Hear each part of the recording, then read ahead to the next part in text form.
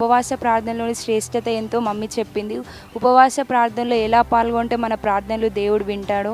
యవ్వన వయసులో నేను ఉన్నప్పుడు దేవుడు నాకు ఎంతో ప్రార్థన ద్వారా, ఉపవాస ప్రార్థన ద్వారా బలపరిచిండు. పడిపోతున్న స్థితిలో దేవుడు నన్ను పట్టుకున్నాడు. ప్రార్థన ద్వారా నాకు అనేక అద్భుత కార్యాలు చేసిండు దేవుడు జీవితంలో. యవ్వన వయసులో నాకు తోడుగా ఉన్నాడు.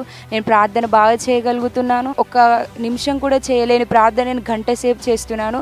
అనేక అంశాల కోసం, మమ్మీ ఇచ్చిన అంశాల కోసం, అనేక మంది కోసం ప్రార్థన చేయడం నాకు ఎంతో ఇష్టమైంది. ప్రైజ్ లార్డ్ అండి.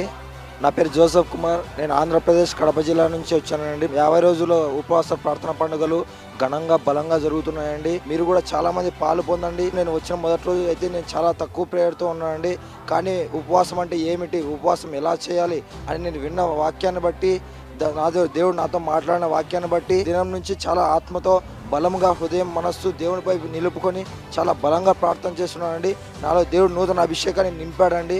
మీరు కూడా చాలామంది ప్రజలు ప్రతి ఒక్కరు కూడా పాల్గొని ఈ ఉపవాస ప్రార్థనలో మీ జీవితాలు మార్చుకొని మీరు దేవునికి మహిమకరంగా సాక్షార్థంగా జీవించాలని కోరుకుంటానండి. Praise the Lord. I'm coming from Narsapur, West Godavari. ఉదయం లేవగానే 4:30 నుంచి మనం పడుకునే వరకు ప్రతి చోట ఏదో ఒక ప్రార్థన వినపడుతూనే ఉంటుంది. కేవలం మన విన్నపాలు మాత్రమే కాకుండా ప్రతి ఒక్కరు విన్నపాల కోసం ప్రేయర్ చేయడం జరుగుతుంది.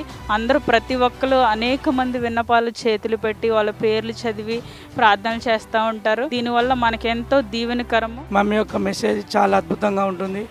మన మనసులో ఏదనుకుంటున్నామో అది వెంటనే మమ్మీ ద్వారా మాట్లాడడం జరుగుతుంది. దానివల్ల మేము కట్టబడుతున్నాము. అంతేకాకుండా ప్రతిరోజు అనేకుల కోసం ప్రార్థించమనడం, ఒకరి సమస్యల కోసం ఒకరి కోసం చేతబట్టి ప్రార్థించమనడం చాలా నాకు నచ్చింది. ఒకరి కోసం కన్నీటి ప్రార్థన చేయడం అనేది నేను కళ్ళారా చూస్తున్నాను. దేవుడు అద్భుతం మహిమంగా జరిగిస్తున్నాడు. మీరు అందరూ 50 రోజుల ఫాస్టింగ్ పేరుకి అందరూ రావాలని నేను మనస్ఫూర్తిగా కోరుకుంటున్నాను. I thank God for bringing me here to His presence.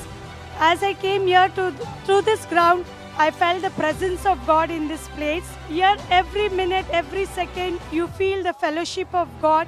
You feel the fellowship with people. You feel the presence of God in this place.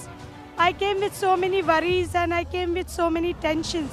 But after coming here, it is not only praying for myself, but it was praying for others also. When you start praying, it's not only praying for your own problems, but it was like praying for others. And as I started praying for others in the group, I felt so peaceful. I was feeling happy. 50 రోజు ఉపవాస ప్రార్థనలో నేను మొదటిసారి పాల్గొన్నాను. మొదటి రోజున నేను ఎంతో అభిషేకింపబడ్డానని నమ్ముతున్నాను. నాకు తెలియని అభిషేకం నేను పొందుకున్నాను. ఎంతో ఆనందంగా అనిపిస్తుంది. నాకు ముఖ్యంగా చెప్పాలంటే వాక్యం ద్వారా ఎంతో నేను బలపడుతున్నాను. మా ఫ్యామిలీ కూడా చాలా దీవెనకరంగా ఉంటుందని నమ్ముతున్నాను. మేము నర్సాపురం నుంచి వెస్ట్ గోదావరి డిస్ట్రిక్ట్ నుంచి వచ్చామండి. ఇక్కడైతే ఉపవాస ప్రార్థన జరుగుతున్నాయి అనేది మాకు తెలియదు, కానీ వచ్చాము. చాలా అద్భుతంగా జరిగింది ప్రార్థన. మేడం గారు ప్రార్థనలు అయితే చాలా బాగా నడిపించారు.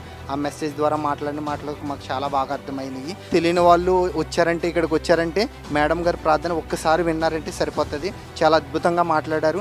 అయితే దేవుడే వచ్చి మనతో ఎలా మాట్లాడతాడో, ఎలా అయితే ఉంటుందో అలాగే మనకు కూడా సేమ్ మేడం గారి మాటలు బట్టి మనకు అలా అర్థమైనాయండి. నేను ఇక్కడికి వచ్చినందుకు చాలా ఆనందంగా ఉన్నాను నేను.